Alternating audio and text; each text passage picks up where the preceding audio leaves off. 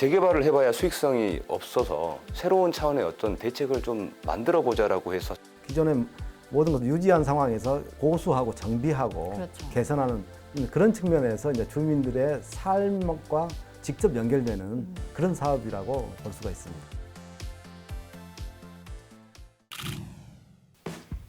모르는 것보다 아는 게 더 많다.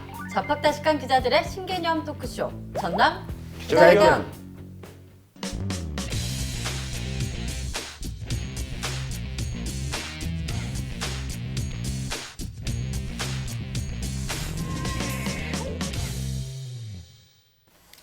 두 분 지난 한 주 잘 지내셨어요? 어떻게 보내셨어요? 아, 겨울이 왔구나. 네. 그리고 유럽에서는 코로나가 확산되는 게 심상치 않구나. 그런 네, 뉴스를 그렇죠. 접하면서 네. 심지어 뭐 우크라이나 대통령이 코로나19에 확진되는 그런 뉴스가 있었습니다. 네, 뭐 국내도 지금 상황이 좀 심각치 않은 것 같은데 그렇죠. 한 500여 명 가까이 육박하는 상황이 되는 것 같고 또 전남 쪽에서도 지금 뭐 순천이랑 네네. 광양 쪽에서 또 코로나19가 좀 확산이 되면서 재감염이 지금 우려되고 있는 상황입니다. 뭐 프랑스 같은 경우에는 뭐 하루 6만 명 정도 확진자가 나와서 네. 이제 병상을 수용할 병상이 없어서 500km나 떨어진 독일로 네. 확진자들을 후송하는 뭐 그런 일까지 벌어지고 있습니다. 그래도 우리나라가 그나마 안전하네요. 다행이네요. 예, 그렇습니다. 네. 이제 마스크를 쓰지 않으면 10만 원의 과태료를 그렇죠. 물어야합니다. 예. 네. 꼭 착용하셔야 될 것 같습니다. 예. 자, 코로나 이야기 잠시 접어두고요. 오늘 저희가 준비한 주제 확인해 보겠습니다. 오늘은 전남 지역 도시재생 사업에 대한 이야기 나눠보겠습니다. 먼저 영상부터 확인해 보시죠.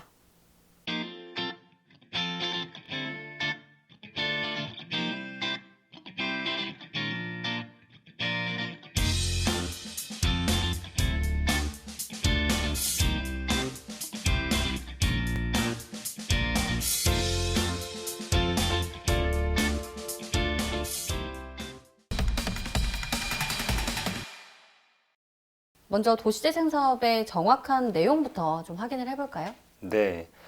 이 도시재생은 원래 2차 세계대전이 발발한 이후에 그러니까 유럽 도시들이 폐허가 됐다가 이제 이 도시를 다시 재건하면서 이제 도심들이 팽창하기 시작을 하니까 이 상대적으로 공동화 현상이 생긴 지역들을 다시 이제 살려보자는 취지에서 시작이 됐고요. 이 과거에는 번성했던 도시들이 이 집이나 이 건물은 노후화가 계속되고 그리고 이제 게다가 신도심이 계속 생겨나니까 결국 사람이 찾지 않는 그런 현상이 이제 생기기 시작을 한 거죠. 네. 특히 이제 지방 도시는 인구가 갈수록 줄어가고 또 수도권 같은 경우로 이렇게 수도권은 이제 밀집이 되다 보니까 이게 사실 재개발을 해봐야 수익성이 없어서 새로운 차원의 어떤 대책을 좀 만들어 보자라고 해서 생겨난 게 도시재생의 좀 개념인 것 같고요. 우리나라도 2017년부터 도시재생이라는 개념을 언급하기 시작했고 당시 대표적인 사례로 보자면 그 서울에 있는 그 세운상가라는 곳이 있어요. 당시에 이제 도시재생이 처음으로 시작이 됐었는데 종묘 쪽에 있는데 당시에 이제 용산이 개발이 되면서 전자상가들이 그쪽으로 다 이전을 해버리니까 이 세운상가 쪽이 공동화 현상이 생겨버렸죠. 그래서 여기를 살려보자고 해서 당시에 이제 다시 도시재생이 활발하게 이루어졌고 지금은 뭐 악기점이라든지 이제 이런 것들이 다시 좀 채워져서 다시 활성화가 된 사례가 있습니다. 이제 이후에는 2014년에 이제 전국적으로 확산이 돼가지고요. 네. 본격적으로 도시재생 사업이 추진이 됐는데 이게 일부 지역을 제외하고는 사실 그 성공했다라고 좀 말하기는 좀 어려운 어렵죠. 그런 사업으로 좀 전락을 해서 뚜렷한 성과를 내지 못했고요. 그 2014년부터 2017년까지 추진이 됐던 사업이 2차로 이제 문재인 정부 들어가지고 2017년에 뉴딜이라는 이름으로 새롭게 이제 도시재생 사업이 추진이 됐습니다. 네. 그렇다면 도시재생 사업의 정확한 목적은 뭐라고 보세요? 주민들의 삶의 질 향상이죠. 그러니까 기존에 도시재생 사업이라는 말이 안 나왔을 때, 그러니까 도시 재개발. 네. 재개발이라는 뜻은 완전 철거한 상태에서 그렇죠. 새로 민간 자본 건설사들이 투입돼서 참여해서 거기다 아파트를 짓는 형태였거든요. 그러다 보니까 여러 가지 이제 부동산 투기 과열지구가 되고 또 여러 가지 어떤 그 세입자들의 문제가 발생하고 네. 그러면서 부작용이 많았죠. 그리고 이 도시 재개발 사업이라는 것 자체가 그 도시 자체를 완전 철거를 하고 다시 세우는 거라서 시간도 많이 걸리고 부작용도 많이 생기고 그렇지만 도시 재생 사업은 그와는 별개로 어떻게 보면 기존에 있는 상황에서 기존에 모든 것을 유지한 상황에서 뭐 보수하고 정비하고 그렇죠. 개선하는 그런 측면에서 이제 주민들의 삶과 직접 연결되는 그런 사업이라고 볼 수가 있습니다. 이 도시재생을 가장 먼저 도입한 국가가 영국이라고 하던데 맞아요? 네. 네, 아마 그 전에도 아마 있기는 있었을 것 같은데 이런 개념을 정립한 곳이 아마 영국에서 처음 시작이 됐던 것 같고요. 영국 그 런던 근교에 있는 도크랜드라는 곳입니다. 이제 이곳은 이제 국제적인 금융회사가 지금 몰려 있고 고층 빌딩들이 밀집해 있는 세계 금융의 중심지 역할을 지금 현재로서는 하고 있습니다. 근데 이제 이 지역이 원래는 그 산업혁명 이후에 그러니까 그 유나이티드 킹덤이라고 하죠. 그 대영 제국이 당시에 이제 그걸 대표하는 항만으로 이게 발전을 했거든요. 안에 템즈강이 이렇게 흐르고 있기 때문에 강가의 중심에 있는 그런 도시였습니다. 근데 이제 선박들이 갈수록 커지고, 근데 이제 항만의 수심은 얕다 보니까 이게 계속 기능을 잃어간 거죠. 그렇게 돼서 결국에는 1980년대 들어가지고는 그 기능이 완전히 이제 상실을 한 상태가 되다 보니까 마거릿 대처 정부 때 그때 당시에 이제 도시 그 개발 공사를 설립을 해가지고 당시에는 정부의 주도로 도시재생 1단계 사업이 추진이 됐었습니다. 도시재생의 개념이라기보다는 도시 재개발의 형태였던 거죠. 그렇습니다. 대규모 예. 건물들이 당시에 이제 1차로 들어왔고 그렇게 하다 보니까 금융 중심으로 이게 조성이 돼서 금융권에 종사하는 고수익을 받는 사람들은 거기에 일자리가 생겼는데 실제로 거기에 사는 주민들은 청소하거나 이제 이런 저임금의 일자리들을 갖고 있다 보니까 예, 이게 사실은 좀 실패로 돌아갔던 것 같고요. 그리고 나서 2단계 사업이 추진이 되거든요. 그때는 이제 지자체하고 주민들이 어느 정도 참여를 하게 됩니다. 참여는 했는데 당시에도 커뮤니티를 만들어 보자라는 그런 논의들이 있었지만 그때 당시에는 워낙 그 교육의 수준들이 낮다 보니까 주민들에게 한번 해봐라라고 권유를 해도 주민들이 자체적으로 뭔가를 만들어낼 수가 없었던 것이죠. 그렇구나. 예, 전문성이 그렇죠. 전문성이 그렇죠. 없어서. 네. 네, 그래서 2단계는 사실 유야무야해서 그대로 넘어갔고요. 마지막 3단계에서 이 도시개발공사의 이런 권한들이 지자체로 이양이 되고 그래서 지자체하고 주민들이 같이 다시 한번 그때 그 과거를 답습하지 말자 그런 논의가 이루어지면서 그 이후에 제대로 좀 역할을 해가지고요. 그때는 좀 커뮤니티가 좀 활발하게 이루어졌고 지금의 도시재생의 어떤 비슷한 우리나라와 비슷한 모습을 띄어서 나름대로 성공한 도시가 됐는데요. 당시에도 이제 부동산 주도로 이 개발이 좀 진행이 됐다 보니까 이 집가 상승이라든지 이런 부분들이 굉장히 좀 많았었거든요. 잡지는 예, 못했구나. 그런 문제들을 좀 직면해서 첫 번째 이제 시범 케이스였는데 그게 사실 그 당시에만 있었던 일은 아니고요. 지금에서도 지금 도시재생 사업 지역에서도 일어나고 있고 뭐 비단 그 지역의 문제는 아니고 가까운 목포에서도 지금 사실 이런 비슷한 부동산 집가 상승에 대한 부작용들이 나타나고 있는 상황입니다. 좀 영국처럼 우리나라 도시재생 사업도 굉장히 변화가 되고 있는 것 같아요. 과거하고 현재의 어떤 도시재생 사업의 변화 양상은 어떤가요? 이런 것이었죠. 그러니까 처음 이제 2000년대 들어서 도시재생 사업이 추진되면서 주로 관주도로 네. 이게 정부 또는 뭐 지자체가 중심으로 해서 하다 보니까 주민들의 요구와 주민들의 정서, 주민들이 갖고 있던 그 문화라든가 그런 것들이 반영되지 않은 채 일방적으로 추진되다 보니까 이 사업 자체가 예산은 투입되고 되지만은 실제로 주민들의 삶의 질에 삶과 생활에 실질적인 밀접하지 않고 영향을 네. 좋은 효과를 뭐 주지 못하는 그런 성과를 못 부작용이 내네요. 그런 부작용이 있었죠. 예. 이 도시재생 뉴딜 사업 방금 언급을 하셨었는데 네. 이 사업도 좀 설명을 해주시겠어요? 네, 2017년 그러니까 문재인 정부 들어서 도입된 어떤 도시재생의 다음 모델, 새로운 이제 그런 개념으로 생각하시면 될 것 같고요. 당시에 관련 법도 제정이 됐었죠. 그래서 서울을 제외한 전국 69곳이 시범 사업지로 선정이 됐고, 당시 전남에서는 목포와 순천이 예. 그 대상지에 네네. 포함이 됐었죠. 2017년에 69곳 선정한 다음에 그 다음에 이제 99곳 중에서 또 추가로 선정해서 한 72곳 정도는 선도직으로 선정을 했고 그리고 작년에 22곳이 아마 추가가 됐던 걸로 네. 알고 있어요. 그리고 다시 2017년부터 5년 동안 약 500여 곳을 선정을 하겠다라는 계획을 새로 또 발표를 해서 이게 사실 이렇게 되면 굉장히 많은 지역들을 지금 도시재생 사업 대상지로 선정을 하겠다라고 지금 선언을 한 건데 이건 한번 좀 고민을 해봐야 되지 않을까 생각이 됩니다. 그러니까 인구가 감소하고 있는 시대에 네. 뭐 신도시가 만들어지고 그러면서 이 도시 재생 사업 외에는 할 수 있는 사업들이 사실 없거든요. 그러다 보니까 유일한 대책으로서 추진되고 있다고 봐야 오히려 더 우리가 엄격하고 엄밀하게 보는 거 아닌가 그런 생각이 듭니다. 뭐 코로나19 시국에서는 지금 당장 다른 오히려 방법이 없거든요. 그게 더 대안으로 이제 나올 수 있는 부분이기도 한 것 같고요. 그러면은 지역별로도 자세하게 좀 살펴볼게요. 먼저 순천시가 이제 민간 주도형 도시재생 성공 모델로 손꼽히는 도시인데요.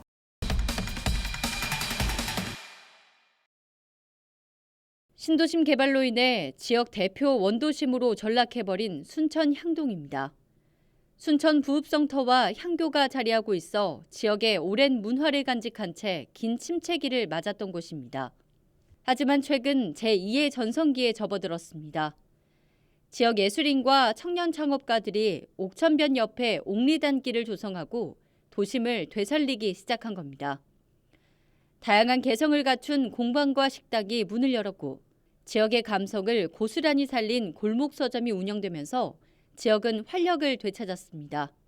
이쪽에 보면 골목골목이 살아있잖아요. 그리고 어떤 문화가 아직까지는 좀 남아있다는 생각이 들거든요. 그래서 그런 문화의 향기가 있는 문화의 거리에 저희가 책방을 내게 되었습니다. 보다시피 이렇게 문화의 거리에 공예하시는 문화 기획하시는 분들이 많으세요. 이제 그 분들이 많은 바탕을 깔아 주셔서 좀 편안한 동네 그리고 문화를 찾을 수 있는 그런 동네가 아닌가 싶습니다. 5년 전까지만 해도 향동은 빈집 밀집 지역이자 범죄 위험 지역이었습니다. 하지만 지역 청년과 예술가들이 향동으로 몰려들었고 도시재생 사업에 적극 참여하면서 이제는 생기 넘치는 곳으로 탈바꿈했습니다. 골목의 변신은 180여 개 일자리를 만들어냈고 빈집은 96% 넘게 사라졌습니다. 순천형 도시재생 언제부터 시작이 됐나요? 2015년부터 2017년까지 1차적으로 구도심 지역 향동 군곡동 일대를 대상으로 이게 마을 주변을 좀 정비하고 주택도 정비하고 뭐 골목길 활성화 사업 그래서 뭐 골목길 주변에 노는 땅을 좀 이렇게 공원으로 만들고 이런 것을 골자로 해서 시작을 했죠.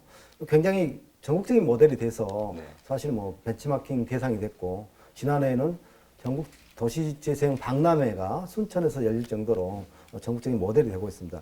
뭐 현재도 물론 이제 이게 사업들이 그 시민들의 참여 속에서 굉장히 활기차게 진행되고 있습니다. 그래서 그쪽에 향동 일대는 예를 들자면 뭐 지역적 문화의 거리로 그리고 뭐 역사적인 테마가 있는 곳이기 때문에 그런 걸 감안해서 여러 가지 사업들이 추진되고 있는데요. 지난 2018년까지 완료된 사업들 중에서는 굉장히 성공적인 모델로 일단 그렇게 평가를 받고 있습니다. 그렇다면 이 순천형 도시재생이 다른 지자체의 그 도시재생 사업하고 어떤 차이가 있는지 차별점 그리고 성과, 특별한 성과를 좀 손꼽아 볼까요? 예, 일단은 주민들의 적극적인 참여가 각별했다. 예, 주민 주도형. 그러다 보니까 그 일대의 어떤 문화 자산이라든가 그런 것을 유지하고 그 마을에 그 지역의 정체성을 유지하면서 할 수 있는 사업들 그리고 현실적으로 실사구시적인 것들 뭐 일자리 창출과 그 골목길을 활성화시킬 수 있는 뭐 상권을 활성화시키고 또 유동인구들이 많게 되는 그런 요인으로 결과가 나왔죠. 그런 측면에서 이 성공적인 도시재생의 모델로 인정을 받은 것이 아닌가라고 평가를 할 수가 있겠습니다. 저 같은 경우는 이제 순천 그 향동 문화의 거리 도시재생 사업 취재를 해보면은 그런 이야기들이 나오더라고요. 범죄가 이제 빈집이 많다 보니까 범죄 원상지였는데 도시재생 사업이 끝나고 나서 범죄 발생률을 따져봤더니 95% 가까이 줄어들었다고 하거든요. 그러니까 이제 주민들의 만족도가 굉장히 좀 높아지고 이 치안 유지 부분에서도 굉장히 좀 안심을 하시는 것 같아서 이 부분도 큰 성과인 것 같습니다. 그다음 여수로 좀 넘어가 볼게요. 여수시도 도시재생 사업의 그 성과가 상당한 네. 것 같은데 네. 어떤 상태죠 지금? 사실 전남에서 도시재생이 가장 성공했던 좀 선구자라고 해야 될까요? 여수였지 않나 싶어요. 왜냐하면 관광객 줄다가 이제 물론 여수가 알려진 계기야 이제 다른 요인이 있긴 했지만 그 이후에 사실 그 포차 운영이라든지 네. 그런 곳들이 지금은 사실 이게 목포가 사실 소위 말하는 컨트롤 CV를 한 거나 다름없거든요. 네. 그러니까 여수의 모델들을 다른 지역에서 많이 벤치마킹을 할 정도로 여수의 낭만포차가 네. 목포 삼학도에 그렇죠. 벤치마킹 한국포차로 된 걸로, 네, 한국포차로 되어 된 있죠. 걸로. 그러다 보니까 이순신 광장, 뭐 고소동 벽화마을, 네. 이렇게 뭐 문수지구, 한려지구 이렇게 해서 재생 사업들이 이렇게 추진이 됐는데 워낙 잘 돼 버리니까 이제 그 추가로 뭔가 여수에서 뭐 이루어지지는 않고 자체적으로 돌아가니까 다른 지역들의 이런 도시 재생 사업들이 네. 배분이 좀 되고 있는 게 아닌가 생각이 듭니다. 아무튼 그 롤 모델이 될 수 있고 그렇죠. 또 다른 지역에서 활성화되고 있지만 우리 지역에서 이걸 우리가 가져왔을 때 네. 우리 지역 특성에 맞게 좀 이렇게 손질을 하고 그렇죠. 그래서 실정에 맞게 이렇게 개선해서 다시 적용했을 때 이게 잘 되면 훨씬 그게 서로 간에 흥미롭죠. 지자체 간에 서로 어차피 네. 같은 어떤 현안의 문제를 갖고 있기 때문에 네. 네. 서로 좋은 모델이 되고 또 공유한 측면에서 좋은 방법이라고 저는 봅니다. 네. 이어서 서부권으로 한번 넘어가 볼게요. 목포시도 도시재생 그 성공 모델로 손꼽히는 네. 지역인데 어떤 곳들이 진행이 됐죠?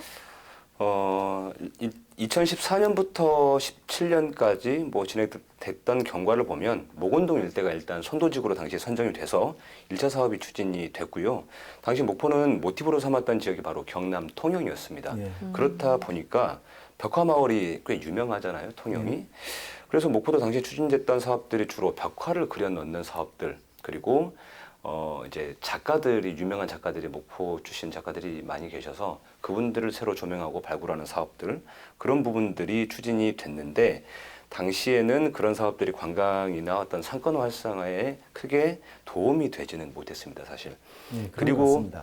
그리고 나서 이제 2017년 들어가지고 곧바로 그 원도심의 1897 개항의 거리하고 그리고 서산동 그리고 이제 그 보리마당 일대에 두 곳이 선정이 돼가지고 지금 사업이 지금까지도 지금 추진이 되고 있는 상황이고요. 이 개항의 거리인 이 만호동 일대는 근대 역사 일관이 있는데 당시에 옛 일본 영사관으로 쓰였고 그렇죠. 최근에는 드라마 촬영장으로 쓰이면서 굉장히 많은 관광객이 찾아왔던 사례가 있고요. 다만 이게 이제 앞서 말씀드렸듯이 투기 논란 때문에 네. 부동산 가격이 굉장히 지금 들쑥날쑥한 그런 지역이다 보니까 지자체가 사업을 추진하는데 애를 먹고 있고요. 도시재생 지원센터에서는 이것을 좀 돌파하기 위해서 그 사슴 슈퍼마켓이라는 곳이 있는데 빈집을 활용해서 이제 흔쾌히 내어주셔가지고 갤러리를 운영해 본다든지 그런 형태로 지금 사업들을 추진했고 작년 같은 경우에는 건맥이라고 하는데 건어물이 되게 유명하거든요. 그래서 그 건어물하고 맥주를 활용해서 건맥 축제를 열었는데 당시 하루에만 한 6천 명 정도 찾을 정도로 굉장히 성행을 했었습니다. 그때 당시에. 근데 다만 이게 이제 일회성 행사다 보니까 이게 이제 계속 지속 가능한 부분이 있어야 되잖아요. 일단 이게 좀 정리가 좀 안 된 것 같아요. 그리고 네. 이례적인 축제 때는 사람들이 많이 몰리지만 네.